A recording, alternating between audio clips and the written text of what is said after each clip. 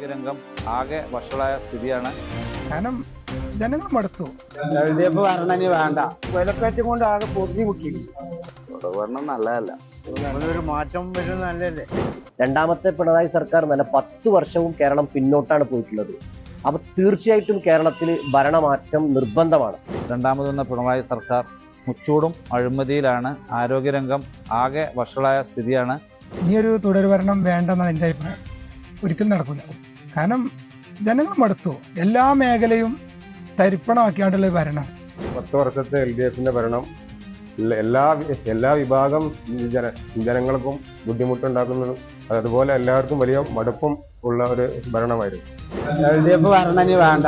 UDF വന്നാൽ മതി. UDF. അപ്പോൾ എന്തായാലും അടുത്ത വർഷം ഭരണം മാറല് അനിവാര്യമാണ്. അല്ലാത്ത പക്ഷം നമുക്ക് എന്താ വെച്ചാല് പിന്നെ കുറെ പ്രശ്നങ്ങൾ. കാരണം കേരളത്തിന്റെ ഒരു സ്റ്റാറ്റസ് അനുസരിച്ച് 5 വർഷം മാറി വരണം. അപ്പൊ എന്തായാലും അടുത്തത് UDF വന്നാൽ മാത്രമേ അതിനൊരു ശാശ്വത പരിഹാരം ഉണ്ടാവുള്ളൂ. സാധാരണക്കാർക്ക് ആകെ പട്ടിണിയാണ്. വിലക്കയറ്റം കൊണ്ട് ആകെ പൊറുതി മുട്ടി. സാധാരണ ജനങ്ങൾക്ക് റോട്ടിൽ ഇറങ്ങാൻ തന്നെ മടുത്തു. ജനങ്ങൾക്ക് മടുത്തു. 10 വർഷം ഭരിച്ചില്ലേ, ഇനി മാറ്റത്തിന് ജനങ്ങൾ ആഗ്രഹിക്കുന്നുണ്ടെങ്കിൽ ആ മാറ്റമാണ് നല്ലത്. ഭരണം നല്ലതല്ല.